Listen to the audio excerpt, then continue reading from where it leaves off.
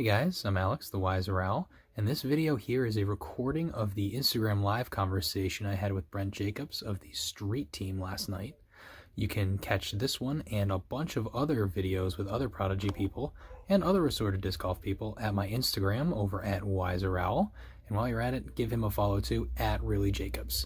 So I'll get out of the way and you can just watch the video. Hope you enjoy.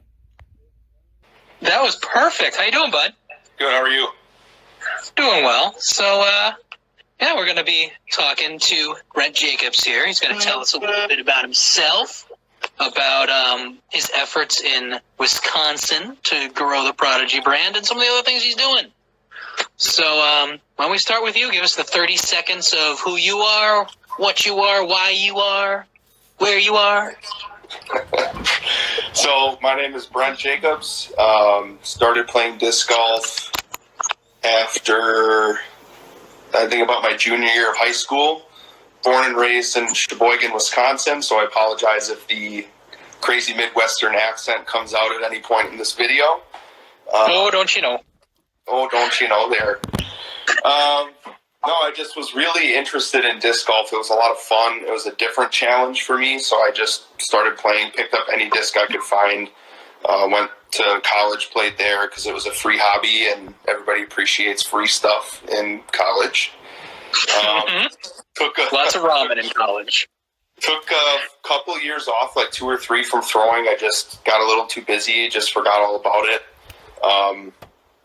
But then just got back into it in the last 3 years, I'd say, and picked up a Prodigy disc, and really nothing was the same. So I kind of bought into Prodigy and what they were about, really started following people, and,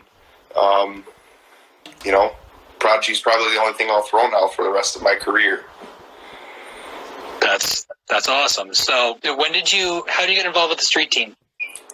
So originally, I was really proactive with it.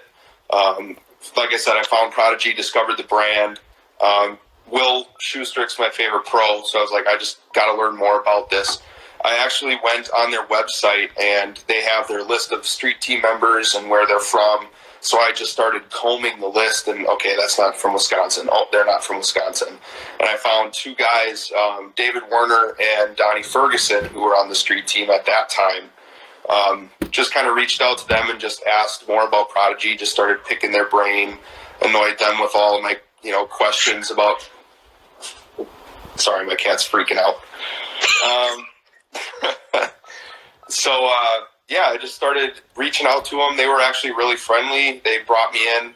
I'd actually never met Dave before, and he had stated, hey, why don't you just come and walk along with me for a round and we can just talk Prodigy then.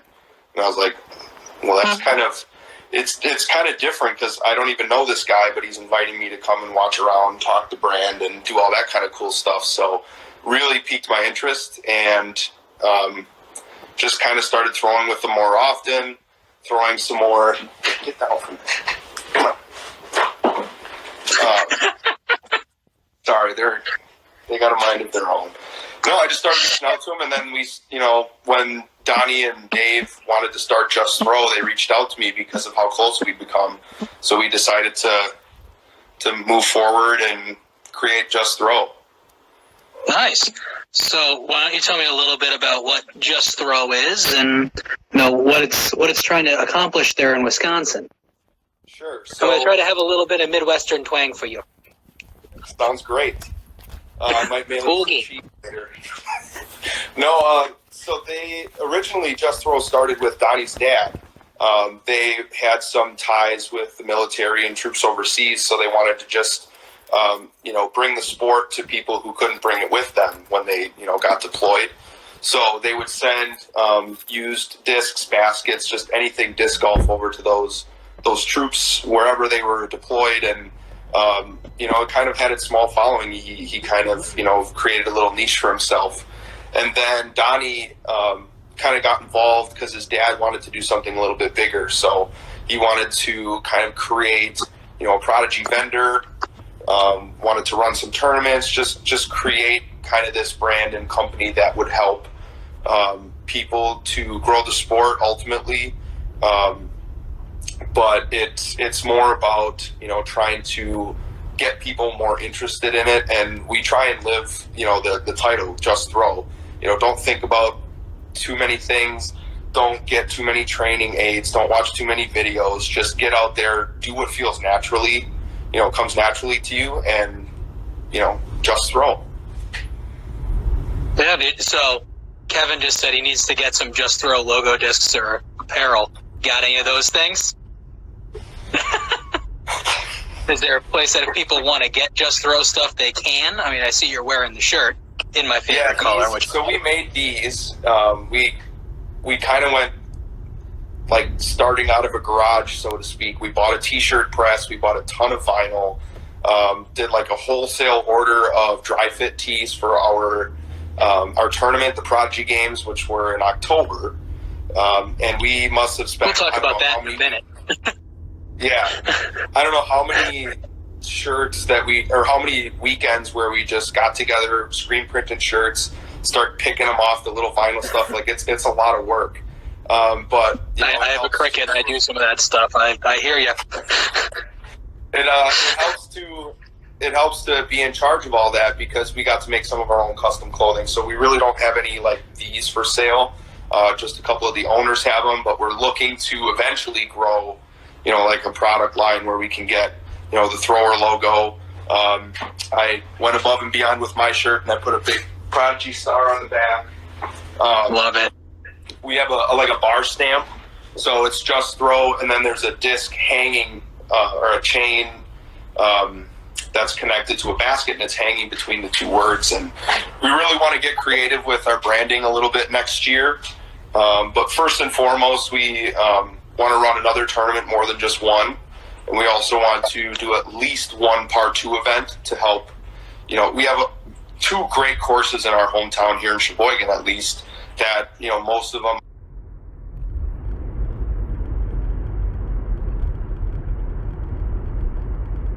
are shorter holes. The course that everybody knows and loves, Volrath Disc Golf Course, they were the very, very first course in Wisconsin, and it was installed when people were still throwing ultimate frisbee discs at it. So a lot of the holes are still pretty short. You can probably throw the front nine with just a putter, so it makes it perfect, like an absolute perfect setup for a Part 2. And we're looking at getting some Flex Fit Delta hats as well next year, which will be selling. Nice. Nice. So you've at least told me that like Wisconsin doesn't have a whole lot of Prodigy representation. I mean, you said when you were looking at street team members, there are only 2 of them. So what have you guys been trying to do to grow the Prodigy brand? I mean, you've talked about Part 2s, but what other things have you been doing? Like, have you gotten into stores or? So we've actually ourselves, through Just Throw, become licensed Prodigy vendors to try and help with that. So nice. we place a lot of custom stamp disc orders. We use, all the resources available to us to try and get Prodigy into the hands of people, at least in southeastern Wisconsin. We've really seen kind of a drop, like kind of a desert of Prodigy up here. And that's one of the, the first things that when I was accepted to the street team and I was able to talk with Trisha and Will.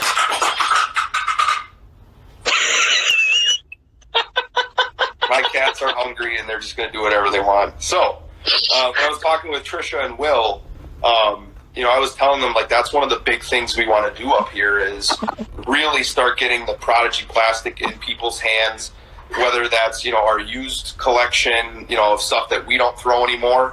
I know a lot of my buddies, kind of gave me up front, kind of gave me a hard time saying, like, I don't know why you would pigeonhole yourself like that and throw just one brand. I mean, everyone makes great discs. I think you're pigeonholing yourself. And I kind of thought the opposite. I thought, well, instead of throwing, the same disc across 3 different brands, I'm just going to throw the same brand's discs and know that each one is going to be different.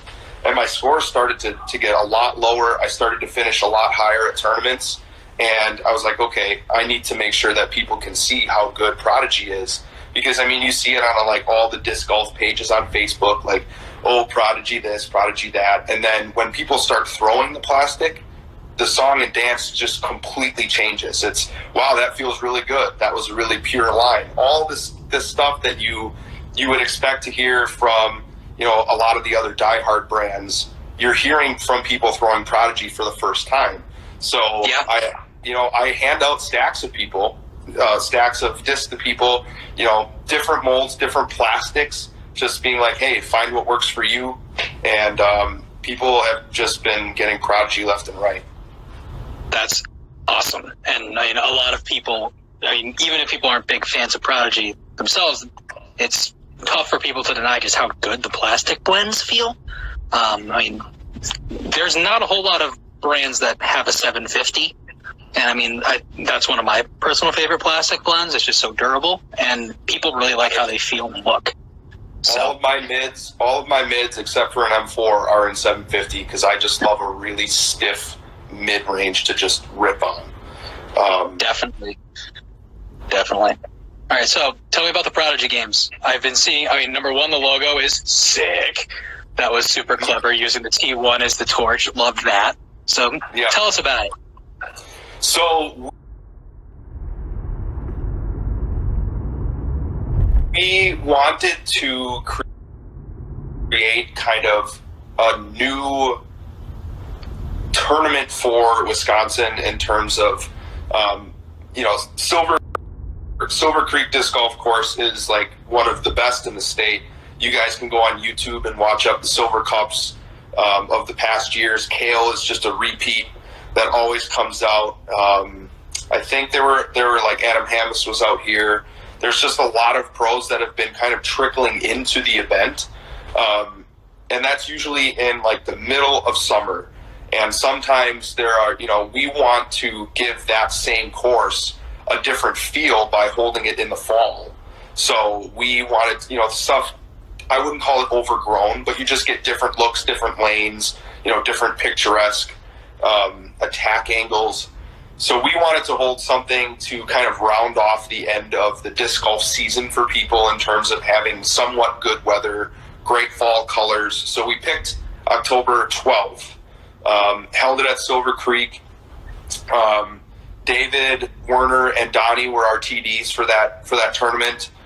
We do want to get kind of a rotating TD in there, so it's not just the same two guys getting all the same, different accolades and credits and stuff. We all want to be built up as TDs in case we want to run something on our own.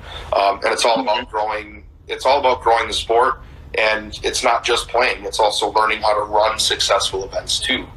And doing it at the same time is a very tough trick to pull. It is. And it's good to have that team of people to help show you where and how things run and how smoothly they can be. So it was very interesting. I got a really good look at how a tournament runs, all the legwork that goes into behind the scenes, how early you have to start with things. But the event itself ran off with, flying colors, no hitches at all. The stamp was great. We had one of our Just Throw members' high school friends that they knew that was interested in graphic design, design logo, and we wanted to go with like the Olympic theme instead of doing, like the blank classic or the, tournament, throw, whatever. We wanted to just have it be completely different. We got people coming to us scratching their heads going, what's with the games? I don't understand Prodigy games. But with the logo, we wanted to have that like Greek Olympian inspired style event. So we did the wreath of ivy. The stamp looks great with the basket being the torch.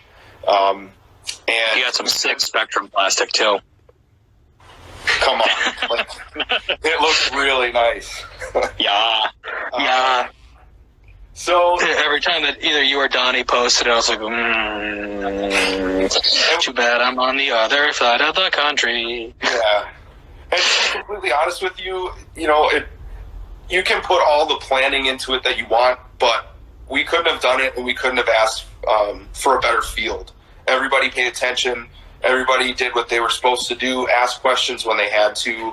We got the awards done. We got, everything all wrapped up in time for everybody to get home for dinner. And that's not always something a TD can say as well. So we were absolutely thrilled. Yeah, we were thrilled with how things came. together in such a seamless way, and we just can't wait to run it next year. That's awesome, especially for a first event. Getting it to go off without a hitch like that, that's fabulous. Good luck running that in the future. And you set the standard pretty high, so got to work twice as hard next year. And we had a lot of great sponsors too. Ridge Roller Customs donated a Ridge Bag V2 and a roller, and we ended up getting awesome. It's like our massive giveaway gift at the raffle. So it was just a whole slew of great sponsors. Pandemonium Discs was there. They were vending. They helped us with insights and tournaments as well. So it was just a really great event, and we can share it with a lot of great people. That's awesome. So what's 2020 got in store for you? Other than a kid, no, I'm kidding. Congratulations again. Thanks. To me, I feel like I've made the adjustments and the strides with form, repeating good habits, fixing the bad habits. And late in the summer, it was almost to a fault where I was just doubting everything. So I took some weeks off, got back to it, and I've been throwing discs. Personally, I feel better than I ever have. My rating doesn't really reflect how well I think I can play. So it's my main focus for next year is going to be playing a lot of events just to boost that rating up. If I can get it over 940, that would be absolutely stellar to me. I know that you need to start by setting realistic goals, achievable goals, but I just feel like if I just pick a number that's realistic enough, I'm obviously not going to go from 902 to 980 in one season unless I'm just ripping off 1,000 rated rounds left and right, which I haven't even hit yet. Neither have I, if it makes you feel any better. The elusive 4-digit round. Yeah, I mean, I've got a couple 998s in there, and I had one 999, and it was just like, yeah, was just there? A little extra. Was there? That one putt you missed. That one. Yep. So it's more for me about playing more events. I'm going to start moving up from intermediate to at least advanced. I did play kind of a flex start and open at the end of summer. We ran into some daylight issues. I walked over a ground's hornet's nest and ended up taking last out of 9. So there was a lot of adversity in my very first ever open round. But it was a good learning experience because I was trying to tell one of my buddies who's starting out more a novice. He just started playing tournaments this year, which I think is great. You got to start somewhere. I kind of had the realization that, intermediate and below is all about making sure you're consistently throwing great shots. And as you move up, it's less about throwing great shots and playing the mental game and knowing where exactly you stand at any given time. It's not about, I'm just out here to throw the hot rounds so that I can score low and take open. There's a reason that people are consistently finishing lower, and it's because their mental game is dialed in enough where it's not, well, I just got to really get a good move on this disc. It's, I'm sitting 2 ahead with 4 back. I need to throw the shot that's going to give me the best chance to win, not I'm just going to go out here and throw the best shot. And I think that's kind of what's dawned on me lately, and that's where I know that I'm ready to take the next step because I'm starting to understand these things. Well, that, and it's also like, I remember when I moved up from intermediate to advanced, I mean, I did it out of necessity just because they had a pro and AM1 on Saturday and everybody else on Sunday, and I couldn't play on Sundays because I had young kids and my wife worked on Sundays. But, like, just seeing the difference in how, like, the AM1 and the pros, they were sticking their up shots more. Like, I was putting from 25 and they're constantly putting from 15. Like, they might be a little bit off the fairway, and instead of trying to force that birdie, they're like, you know what, I'm just going to play a smart shot, take my par, move on. Like, with that. Or throw the ill-advised roller that you've only thought about doing twice, and now I'm just going to pull out of your back pocket right in the middle of a tournament. Like, that's not the time for those style of shots. Yeah, and the more tournaments you play, the more situations you'll be in, and just keeping your eyes open with your card mates. I mean, I'm a big proponent of playing up and just watching what the people who are being successful are doing and then emulating that. Right. Yeah. Yeah, and so when you have your child do, that's going to change a lot of your playing habits and things. How you doing, Felix? So, yeah, that's going to be a pretty exciting change. Yeah, you have conversations with the wife about how that's going to all work? Yeah, I think, we realize that there are things that we still need to do for ourselves in order to maintain our own health and mental health and things. So if it means me, even sneaking out to that short course that's got a lot of short holes for a fast round, just so that I can, blow off some steam, burn off some energy, and then kind of tag out, so to speak, and, take the reins over so she can do the same. I think it's just a matter of, finding the balance of when people need that time and, how they can take care of themselves and still be themselves while also being mom, dad, husband, wife, that kind of stuff. Yep, most definitely. All right, so I need to put my kid to bed soon, so we'll wrap this up with a couple quick questions. All right. So if someone was interested in joining the street team or getting started with Prodigy, what are the 3 discs that you would recommend? And then what would you recommend to fast track yourself to the street team? Well, yes, that question was for you, Dylan. So first, I would say it really depends on what style of flight they like. Like if you really like a turnover line, if you really like a hard hyzer that you can rip and get to sit up. That being said, I think my personal favorite is for the mid is a 750 M2. Again, I like stiff mids, but I also like the glide and flexibility that the 750 gives the M2. H3 V2 is an absolute must. You can do whatever you want to that disc. It'll do whatever you need it to do after you get to know it. And I don't want to advise people to throw this series of drivers, so throw the D or the X. Like, I'm not going to tell people that this one's better than the other. But I would definitely recommend getting used to the feel in your hand and letting that be your guide instead of, well, I like Will Schusterick and his favorite disc is a D2, so I'm just going to buy 10 of them because that's what my favorite pro throws and that's what I'm going to throw. I know when you and I have been talking, like you say, you joke all the time, like I have tiny hands, so the X series is great for me. I would just ask people to find what they like instead of what's printed on the disc. Go with what's in your hand and go from there. But I can't recommend the PA3 enough either, so they should definitely do the PA3. Yep, for sure. A couple of people saying the discs that have been thrown out in the chat so far, I don't know if you can actually see the chat on your end. I can't, but I can only see 2 lines at a time. Yeah, so we've got the M4 and the A3, 2 discs that I don't bag, and the A4, which I also don't bag. But you see, it shows how diverse the Prodigy offerings are. I actually, the A4, like I did a 1-minute disc on that. It took me a while to get it, but man, that flight is super unique, and I'm like debating on trying to work it in because you can do some really cool things. The first A series I fell in love with was the A4, but it was a flat-topped A4, so it flew like an M1, but better in some. It was like those banana yellow proto A4s. I bought like 3 of them, and you can put a move on it, whatever you want to do, as long as it's like those flat topped ones. They don't drift right. They just go dead straight, and then they have that A3 finish at the end. Yeah, I'm a bigger fan of the A3 over the A2 just because. Interesting. Yeah, the A2 is just a lot of overstability.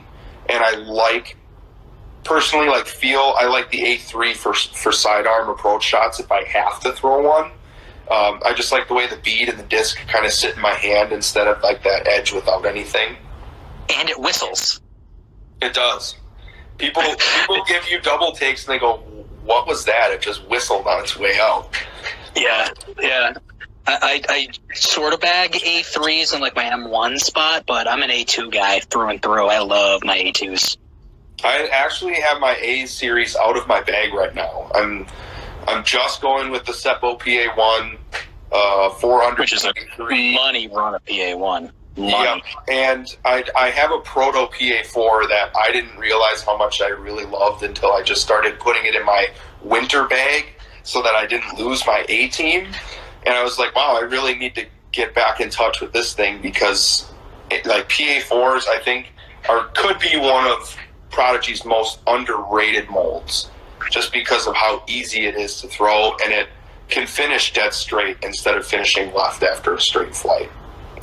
Yeah, I mean, if you're interested in getting a less stable A2, check out the lightweight A2s, the 350 RXs. Like I have a 152 A2 that I can throw hard and it flies A2, but for like 330 feet. It is stupid.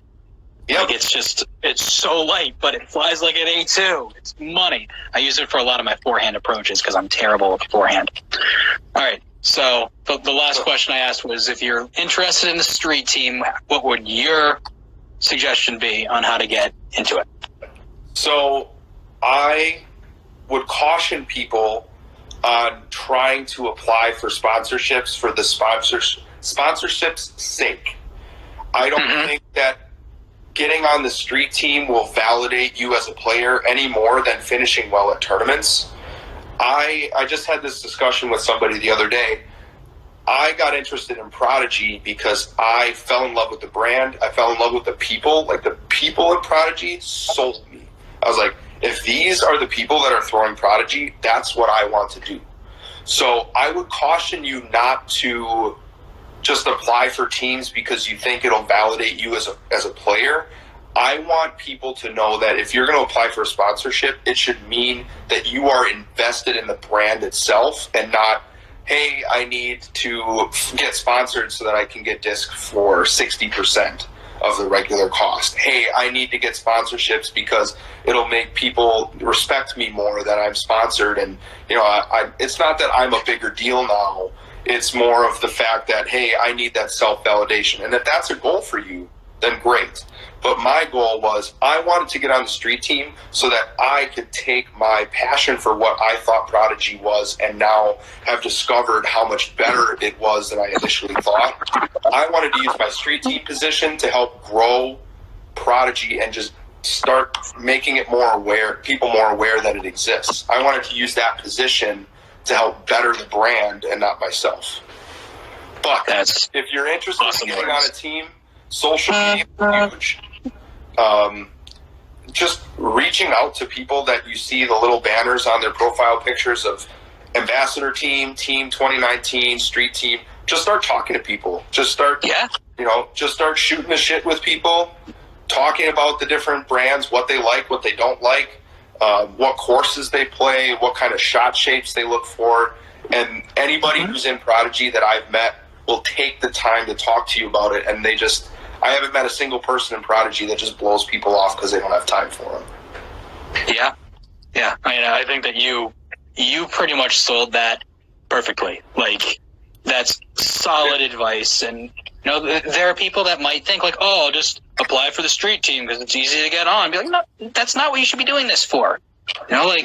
Just if you're trying to get a sponsorship for the sake of the sponsorship, like, the people who are handing these out can tell that, But it should be something that you're passionate about.